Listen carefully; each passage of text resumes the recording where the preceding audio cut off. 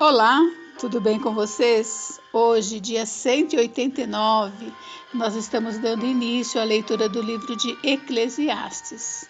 O nome Eclesiastes é uma tradução de uma palavra hebraica que significa aquele que convoca uma assembleia ou simplesmente um pregador. Pouco se sabe a respeito do autor de Eclesiastes, além da descrição que ele dá de si mesmo como pregador, filho de Davi, rei em Jerusalém, em Eclesiastes 1:1.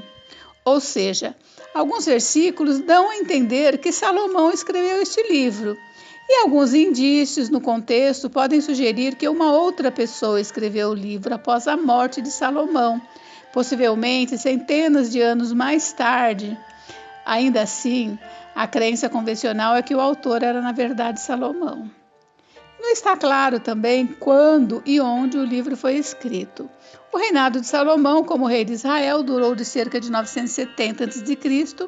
até cerca de 930 a.C. O livro Eclesiastes foi provavelmente escrito no final do seu reinado, aproximadamente 935 a.C. Eclesiastes é um livro que revela a depressão que inevitavelmente resulta da procura da felicidade em coisas mundanas.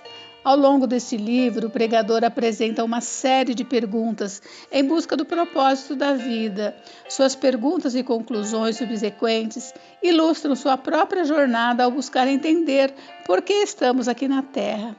Este livro nos dá a oportunidade de ver o mundo através dos olhos de uma pessoa que, apesar de muito sábio, está tentando encontrar sentido em coisas humanas e temporárias. Quase todas as formas de prazer mundano são exploradas pelo pregador, e nenhuma delas lhe dá sentido algum. No final, o pregador chega a aceitar que a fé em Deus é a única maneira de encontrar um significado pessoal. Ele decide aceitar o fato de que a vida é breve e, no fim das contas, inútil sem Deus. Ele nos aconselha a nos concentrar em um Deus eterno em vez de prazer temporário. Duas frases são repetidas muitas vezes em Eclesiastes. A palavra traduzida como vaidade aparece muitas vezes e é usada para enfatizar a natureza temporária das coisas mundanas. No fim das contas, mesmo as conquistas humanas mais impressionantes serão deixadas para trás. A expressão debaixo do sol ocorre 28 vezes e refere-se ao mundo mortal. Os ensinamentos desse livro parecem ser dirigidos às pessoas que não acreditam em Deus ou que, pelo menos, ainda não assumiram totalmente um compromisso com Ele.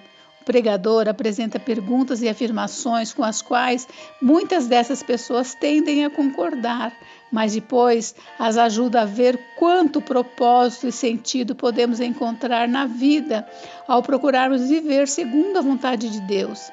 Eclesiastes nos oferece a oportunidade de compreender o vazio e o desespero com os quais aqueles que não conhecem a Deus têm que lidar. O mundo debaixo do sol, longe de Deus, é frustrante, cruel, injusto, breve e total vaidade. Bem, hoje nós leremos, os capítulos 1 a 3, então vamos começar. Capítulo 1. Tudo é vaidade. Palavra do pregador, filho de Davi, rei de Jerusalém. Vaidade de vaidades, diz o pregador, vaidade de vaidades, tudo é vaidade. Que proveito tem o homem de todo o seu trabalho, com que se afadiga debaixo do sol? A eterna mesmice. Geração vai e geração vem, mas a terra permanece para sempre. Levanta-se o sol e põe-se o sol e volta ao seu lugar, onde nasce de novo. O vento vai para o sul e faz o seu giro para o norte, volve-se e revolve-se na sua carreira e retorna aos seus circuitos. Todos os rios correm para o mar, e o mar não se enche. Ao lugar para onde correm os rios, para lá tornam eles a correr. Todas as coisas são canseiras tais que ninguém as pode exprimir. Os olhos não se fartam de ver, nem se enchem os ouvidos de ouvir. O que foi é o que há de ser, e o que se fez, isso se tornará a fazer. Nada há, pois, novo debaixo do sol. Há alguma coisa de que se possa dizer, vê, isto é novo? Não, já foi nos séculos que foram antes de nós. Já não há lembrança das coisas que precederam, e das coisas posteriores também não haverá memória entre os que hão de vir depois delas. A experiência do pregador. Eu, o pregador, venho sendo rei de Israel em Jerusalém. Apliquei o coração a esquadrinhar e a informar-me com sabedoria de tudo quanto sucede debaixo do céu. Este enfadonho trabalho impôs Deus aos filhos dos homens, para nele os afligir. Atentei para todas as obras que se fazem debaixo do sol, e eis que tudo era vaidade e correr atrás do vento. Aquilo que é torto não se pode endireitar, e o que falha não se pode calcular. Disse comigo, eis que me engrandeci e sobrepujei em sabedoria a todos os que antes de mim existiram em Jerusalém.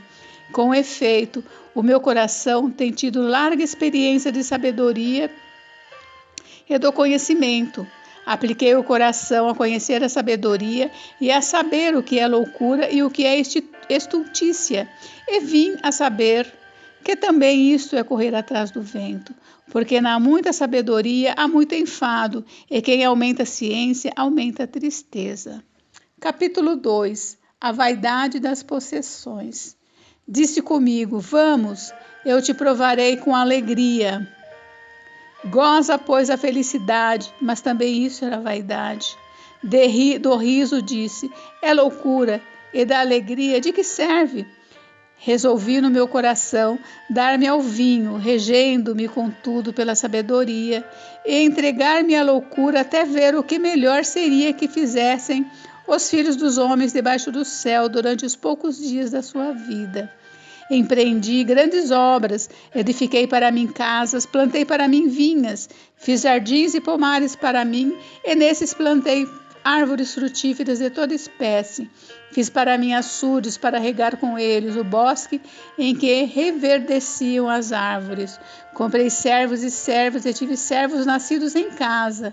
Também possuí bois e ovelhas, mais do que possuíram todos os que antes de mim viveram em Jerusalém. Amontoei também para mim prata e ouro, e tesouros de reis e de províncias. Provi-me de cantores e cantoras, e das delícias dos filhos dos homens, mulheres e mulheres. Engrandeci-me, e sobrepujei a todos os que viveram antes de mim em Jerusalém. Perseverou também comigo a minha sabedoria. Tudo quanto desejaram os meus olhos não lhes neguei, nem privei o coração de alegria alguma, pois eu me alegrava com todas as minhas fadigas, e isso era recompensa de todas elas. Considerei todas as obras que fizeram as minhas mãos, como também o trabalho que eu com fadigas havia feito, e eis que tudo era vaidade, e correr atrás do vento, e nenhum proveito havia debaixo do sol. A vaidade da sabedoria. Então, passei a considerar a sabedoria e a loucura e a estultícia. Que fará o homem que seguir o rei? O mesmo que outros fizeram. Então vi que a sabedoria é mais proveitosa do que a estultícia, quando a luz traz mais proveito do que as trevas. Os olhos do sábio estão na sua cabeça, mas o estulto anda em trevas. Contudo, entendi que o mesmo lhe sacode a ambos. Pelo que disse eu comigo, como acontece a estulto, assim me sucede a mim. Por que, pois, busquei eu mais a sabedoria? Então disse a mim mesmo que também isso era vaidade, pois tanto do sábio como do estulto, a memória não durará para sempre, pois passados alguns dias tudo cai no esquecimento. Morre o sábio, e da mesma sorte o estulto. Pelo que aborreci a vida, pois me foi penosa a obra que se faz debaixo do sol.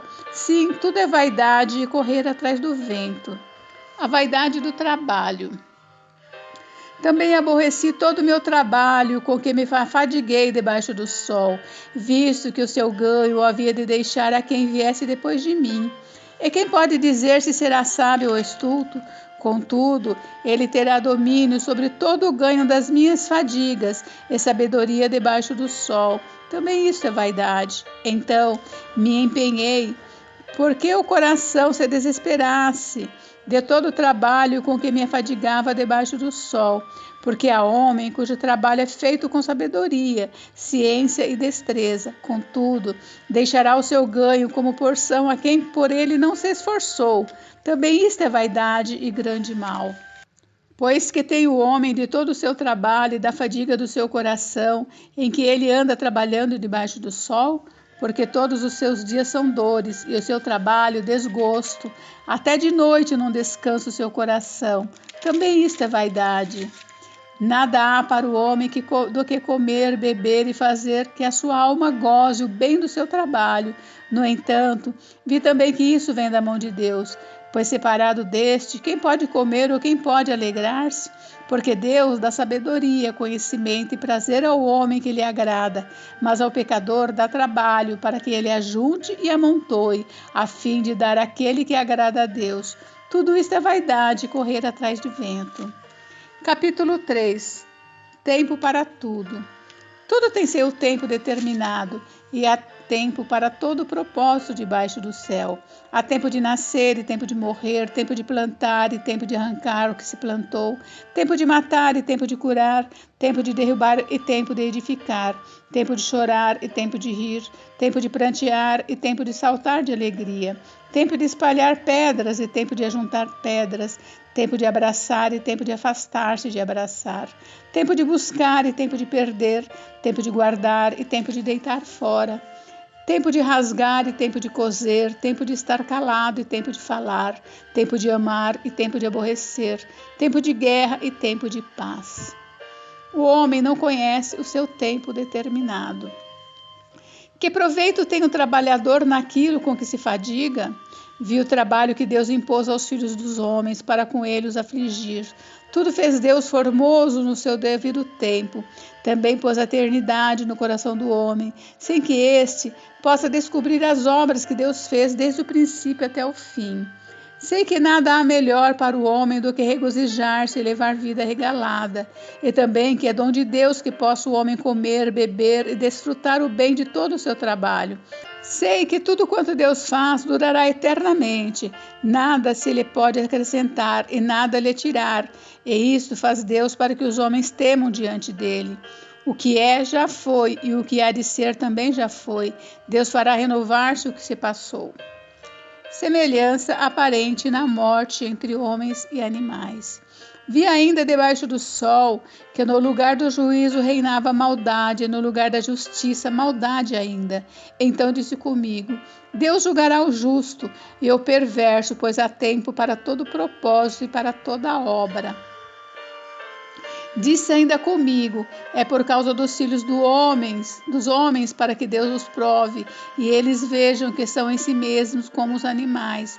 Porque o que sucede aos filhos dos homens, sucede aos animais, ou mesmo lhes sucede. Como morre um, assim morre o outro. Todos têm o mesmo fôlego de vida, e nenhuma vantagem tem o homem sobre os animais, porque tudo é vaidade. Todos vão para o mesmo lugar, todos procedem do pó, e ao pó tornarão. Quem sabe se o fôlego de vida dos filhos dos homens se dirige para cima e o dos animais para baixo, para a terra? Pelo que vi, não haver coisa melhor do que alegrar-se o homem nas suas obras, porque esta é a sua recompensa. Quem o fará voltar para ver o que será depois dele? Gente, encerramos por hoje. Mas amanhã tem mais, tá? Fiquem com Deus, Deus abençoe vocês. Até amanhã. Beijos, beijos.